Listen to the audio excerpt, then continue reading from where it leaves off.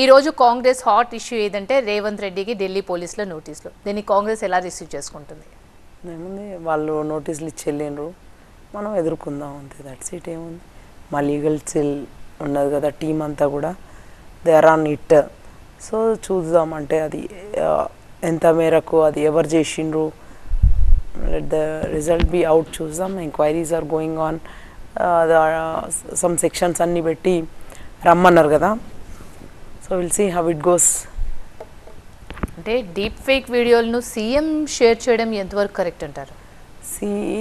అంటే అది ఎలా జరిగిందో అదే, that's what we're going to find it out. And దాన్ని నిజంగా కూడా అంటే చేసిండ్రా చేయలేదా, ఎవరు చేసిండ్రు, ఇవన్నీ లైక్లు షేర్లు ఈ కామెంట్స్ ఇవన్నీ కూడా సోషల్ మీడియాన జరుగుతూ ఉంటాయి.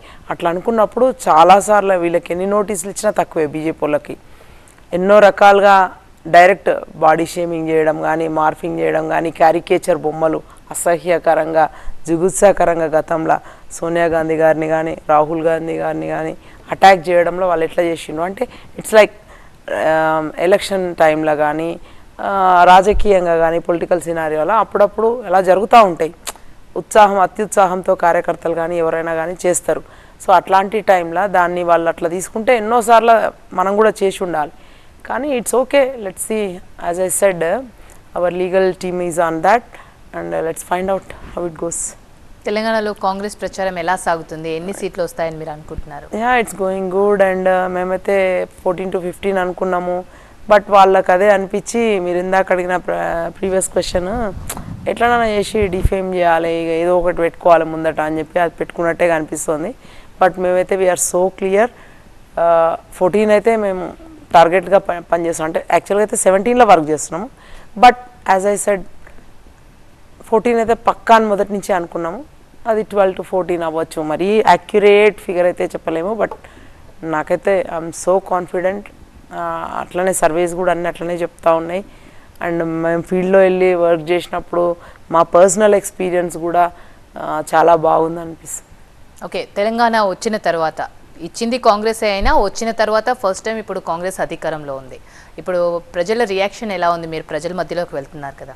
They are so happy. అంటే మొత్తం మీద అమ్మ ఇప్పుడే తెలంగాణ వచ్చింది అన్నట్టుగా, ఏదో సినిమాలు ఉంటుంది కదా, మహిష్మతి ఊపిరి పీల్చుకో అన్నట్టు, దే ఆర్ లిబరేటెడ్ లాగా ఫీల్ అవుతున్నారు వాళ్ళు. సో అంటే 10 ఏళ్ళ నిర్బంధ పాలనల వాళ్ళు ఎక్కడ కూడా మనకు నిరసన తెలపడానికి లేదు.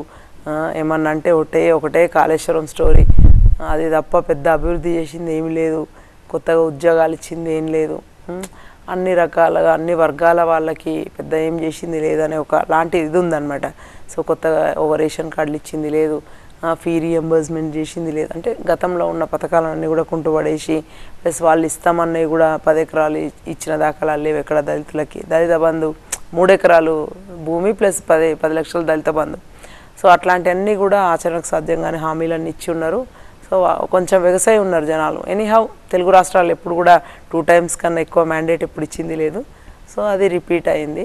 మాకు ఇంకొక 5 ఏళ్ళు మళ్ళీ ఎక్స్ట్రా మాకు కూడా వస్తుండొచ్చు 2 times కనుక మ్యాండేట్ ఇస్తే. అందుకని చెప్పి సో దీంతోపాటు ఎంపీ కూడా bonus, not only in Telangana, మీరు చూస్తూ ఉన్నారు.